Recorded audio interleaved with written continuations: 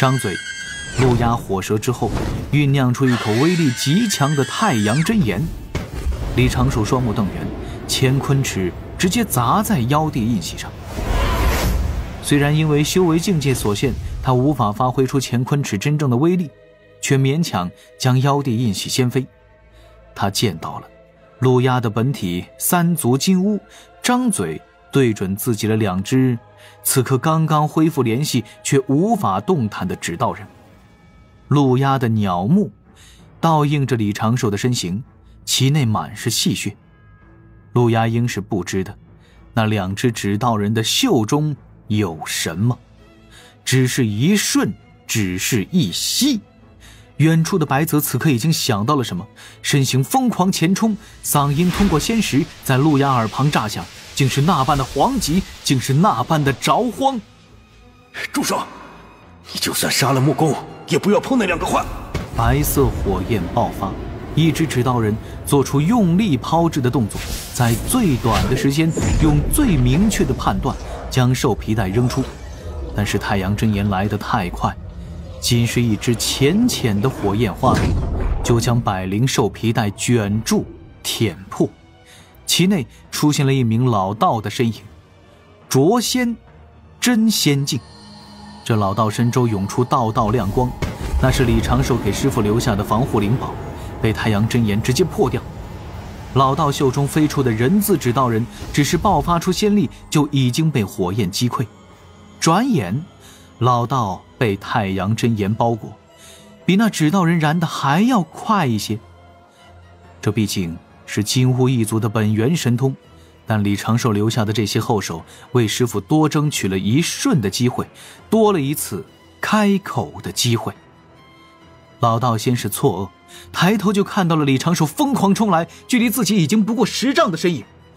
不顾浑身剧痛，不顾自己即将毁灭的惊恐，只是着急大喊：快走，不要过来！火焰吞没老道面孔，扯碎老道元神，极高的温度将老道那不堪一击的道躯烧为灰烬。李长寿扑倒，扑空，那张开的左手抓住了一把细细的灰烬。师父，是空白，寂静。李长寿愣愣地站在那儿，因空明道心压制了七情六欲，此刻他的心底不断盘旋着那一幕幕画面。眼角一滴眼泪慢慢滑落，嘴角有一丝血迹浅浅溢出，心底像是有一把刀在滑动，在切割。像是在梦中醒来一般，李长寿看向了已经飞去远处的路压，看到了那些围来的庞大妖兽，带着有些微颤音：你杀了他。路压眉头紧皱，淡然道：是要如你杀了他。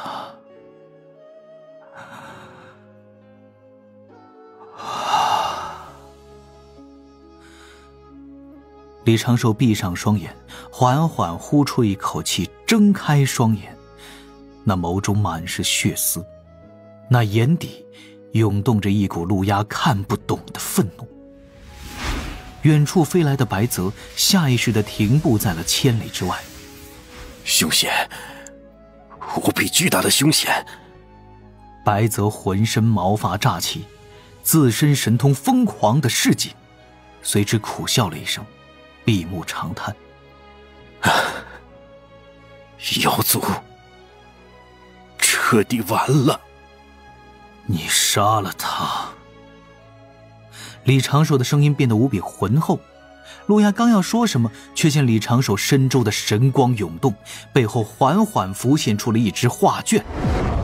画卷张开，天地骤然变得暗淡，画中呈现出日月星辰，呈现出繁华的凡俗，呈现出连绵的仙山，幽静的云朵，高耸的宫殿。只是一幅6尺长的画卷，其上仿佛只有云雾，但云雾中在演绎众生，在演绎天地，在演绎万物与万灵之关联。人神鬼、妖灵魔，画卷轻轻晃动，一股浩瀚、晦涩、繁复、至简的道韵，将还在犹豫是否要试试打掉玄黄塔的陆压与16头上古巨妖卷入其中。只是一瞬，李长寿低头喷了一口血，浑身出现微弱毫光，他燃起了元神之力，如炼气时拼死一搏时才有的那般，燃起元神之力，注定要元气大损的燃起了元神之力。底牌到。陆压，对你我就不该几次图吻，就不该去想着你是大劫应劫者之一，会有天道庇护，就不该等万分把握。突然，李长寿抬起左手，掌心有微微光亮涌动，那冰冷、空寂、没有任何情感的嗓音响彻各处。万物均衡。一束黑光自李长寿身后浮现，直接消失不见，像是有天道之力诡异的出现，但又跟天道之力完全不同，将16头妖兽以及陆压直接包裹其中。瞬间，这些妖兽像是被封印了一般，身躯骤然缩小，自身的境界莫名消失大半。陆压化作人形，浑身轻颤，恢复了少年面容，满是错愕地看着李长寿。但是随之这错愕消失不见，他将目光扔去远处，就与身旁的那些妖兽一般，陷入了无边的愤怒，眼底满是杀意，几乎要将李长寿吞噬。这是李长寿平衡给他们的愤怒。李长寿面容上的伪装消失不见，恢复了那青年道者的本初模样。细微的破碎声接连从李长寿体内传出，他站在空中，笑容中满是苦涩。师父，你都不知弟子成的是什么道。师父，你都不知。李长寿抬手点在心口，一缕缕七彩斑斓的道韵凝成了漆黑的蛛网般结韵，对着陆压轻轻一点，一缕黑气缠绕在陆压的元神之上，让陆压更为愤怒。空明道心自碎，引劫运入我，降劫运入你。陆压，或许以前不死不休，是因立场，是因利益，是因防患于未然。但今日，我就是你的劫。那张宝图簌簌作响，水蓝色道韵不断地冲刷着这一片天地。那陆压与16名高手齐齐怒吼，对着李长寿疯了一般扑来。李长寿长发飘舞，道袍猎猎，玄黄塔沉入头顶，罩住元神。左眼冰蓝是阴道之险，右眼血红是心底那再无法压抑的杀意。大禹治水图，现；水神宝器造物旗，现；手握乾坤尺，一步断天穹。死！突然，西南方向出现一只遮天蔽日的大手，对着李长寿道韵笼罩的千里范围抓来。又有一声轻叹飘荡在9天之上。高空中，一名老道盘坐在蒲团上现出身形，那蒲团之下有水火太极之象。老道面容枯槁，似乎毫无道行在身，双目也没有什么精神。抬起左手时，宽大的袖子随风飘舞，指尖轻轻一弹，那只遮天蔽日直径超过数千里的大手竟然转眼间崩碎，消散于无形。老道有些费力地开口，抬眼看向了那大手袭来的方向，淡淡的嗓音却给人惊雷炸响的冲击。滚！西南方隔了不知多远，拖着宝树的老道浑身震颤，却不敢与9天之上的老道目光对视，低头道了句：“师兄，得罪。”而后转身离去，消失无踪。9天之上的老道再无任何表示，低头看向下方的大战。世间一切与老道仿佛过眼云烟，天地大道与他宛若毫无关联。他坐在那儿，便是道，一根发丝便可以演绎无边真意。老道并未多管，就这般静静地看着，看着下方李长寿如若疯魔一般，用乾坤尺砸碎妖兽头颅，单手撕开妖兽的羽翼。那些妖兽陷入这般道运的同时，也陷入了无边的愤怒。这就是李长寿的道，脱胎于太极之道，名为万物均衡。万物均衡之道施展开，就可以将强敌拉入与自己相同的修为境界，一切都可被均衡，一切都由这片领域的主宰者决定是否要去均衡。此道尚未圆满，不然李长寿就会迈入大罗境，甚至此道尚未完善，是李长寿在用燃烧元神的方式暂时获得了催发出这条道的实力。若是燃烧元神的时间太久，必然会影响到自身的修行。9天之上，老道手指再次轻弹，7、8头凶狠的妖兽动作顿住，玄黄塔突然就爆发出了一缕缕玄黄气息，那7、8头妖兽瞬间被这玄黄气息压成粉碎。李长寿直扑陆压，后者拼尽全力念出请宝贝转身，但一道蓝光射来，大葫芦此刻像是不灵了一般，在微微轻颤。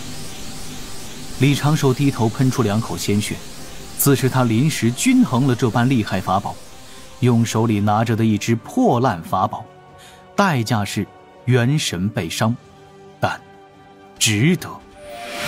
李长寿扔出乾坤尺，陆压急忙化作3足金乌，却被乾坤尺直接打落。李长寿若疯魔般扑上来，不顾被弱化了许多的太阳真言爆发，直接摁住金乌脖颈，左手高举，乾坤尺再次被他握住，对着金乌砸出1尺、2尺，乾坤尺若骤雨般砸落。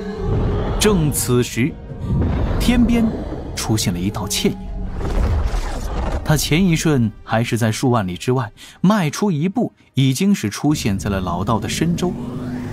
女子妙姿无双，面容圣洁，温柔之中带着肃穆的宝相，身周金光轻轻闪烁。他到了老道身前，略微欠身：“师兄。”老道一直注视着下方的情形。“不必求情。”女子无奈一笑，站在云上静静等待着，也不去多看下方。天地间，风在呜咽，毒虫哀鸣。等着下方那青年道者撕碎了金乌，提着金乌那已经血肉模糊的头颅，在空中踉踉跄跄的迈步，走回到了刚刚那灼仙消散的地方。千里之内弥漫的道韵飘回，钻入李长寿体内。双腿弯曲，李长寿无力地跪了下来，浑身燃烧的微弱火焰熄灭，闭着双眼。“长寿啊，师父现在没什么其他想法，你跟你师妹好好的就是，为师去天庭为你们铺路。”“哼，混账！你就是这么教你师妹的？见义而不行，如何算是我卑劣其事？哼！你跑！你再跑！你给我回来！”“徒儿啊，你拜入师门9年多了，为师决定给你赐个道号。你这长寿的名字太俗气了，以后你就叫逍遥怎么样？”“更俗气？那云中鹤如何？云中之白鹤，你不是想驾鹤而飞吗？”“好徒弟，今日师父带你入渡仙门，今后望你好好修行，不可有半分懈怠，争取早日修炼有成，踏仙途求长生，得那份逍遥道果。”指节刺入了掌心肉里，一滴滴鲜血洒落。李长寿都忘记去收自己的血。不，我不能就这么放弃。师父还有救，师父肯定还有救。办法，要找办法。真灵，师父或许会有真灵留下。刚才的太阳真炎虽然凶狠，但是只烧了一瞬。李长寿手中扔出了7、8颗摄魂珠，立刻跪坐在虚空中，不断地催动摄魂珠。一缕缕残魂轻轻闪耀。还需要什么？还需要功德，香火功德。哪吒的故事之中，剔骨割肉之后，曾想用香火功德重塑仙躯。对，就是这般。感受着摄魂珠中那一缕缕微弱的残魂在迅速流逝，李长寿不敢久等，将自身功德引出，注入几颗摄魂珠内。拿去，都拿去，我愿意用这一身功德换。转眼间，道道金光闪烁，拼凑出了齐元老道的虚影，但这虚影一闪就要消逝。不要！师父！熟悉的水滴滴落声，李长寿眼前一花，仿佛看到了熟悉的水池、屏风、地毯、阁楼，而池水中坐的女神正坐在池边。